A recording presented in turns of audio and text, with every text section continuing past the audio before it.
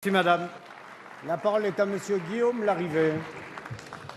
Monsieur le ministre de l'Intérieur, pour gagner la guerre contre le terrorisme, il faut nommer notre ennemi sans crainte, sans faiblesse. L'islamisme radical, l'islamisme fanatique, voilà l'ennemi. Le communautarisme est son allié, le silence et l'ignorance sont leurs complices. Pour les vaincre, il faut combattre en utilisant toutes les armes de l'état de droit. Si l'état de droit est faible, il n'est plus l'état et il n'y a plus de droit.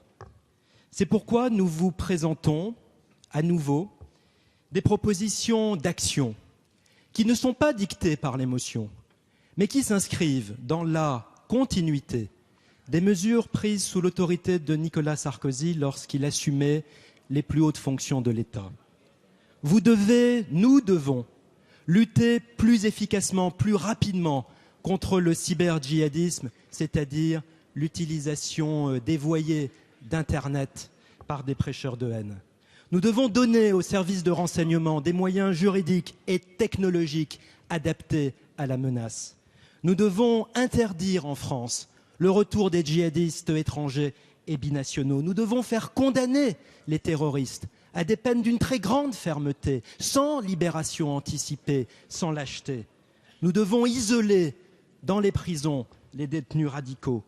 Nous devons appliquer en urgence les procédures d'expulsion des djihadistes étrangers qui n'ont pas leur place sur le territoire national. Et nous devrons aussi, mes chers collègues, mettre fin au désarmement pénal engagé contre tout bon sens par la garde des Sceaux qui a commis la grave erreur de supprimer les peines planchers. Alors oui, monsieur le ministre de l'Intérieur, nous avons un devoir d'unité. Merci monsieur Larrivé. La parole est à monsieur Bernard Cazeneuve, ministre de l'Intérieur. Monsieur le député, votre question évoque de nombreux sujets sur lesquels nous devons, si nous voulons maintenir l'unité nationale, souhaiter, je crois, par toutes les formations politiques sur ces bancs, apporter des réponses qui soient extrêmement précises. D'abord, vous indiquez la nécessité de doter nos services de renseignement de moyens.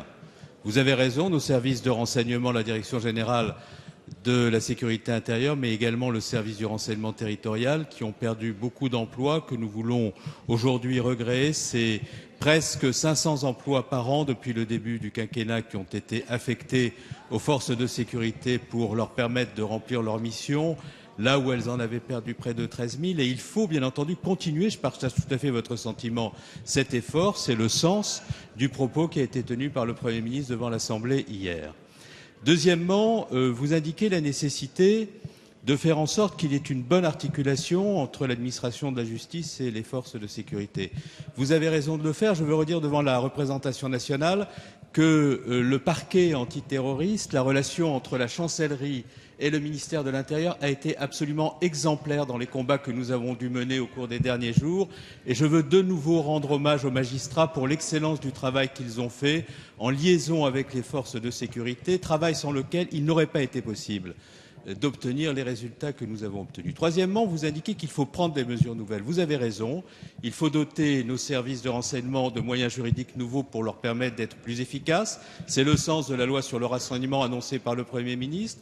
Vous faites d'autres propositions sur lesquelles nous avons répondu, parce qu'il faut examiner toutes les propositions, notamment l'impossibilité du retour des combattants étrangers binationaux. J'ai indiqué que n'était pas conforme à l'article 2 de la Convention des droits de l'homme. Et par ailleurs, si nous le faisions, ces combattants étrangers iraient vers d'autres pays d'Europe avant que de revenir vers nous, et nous aurions ainsi disséminé la menace sans pouvoir la judiciariser. Je pense que ce n'est pas la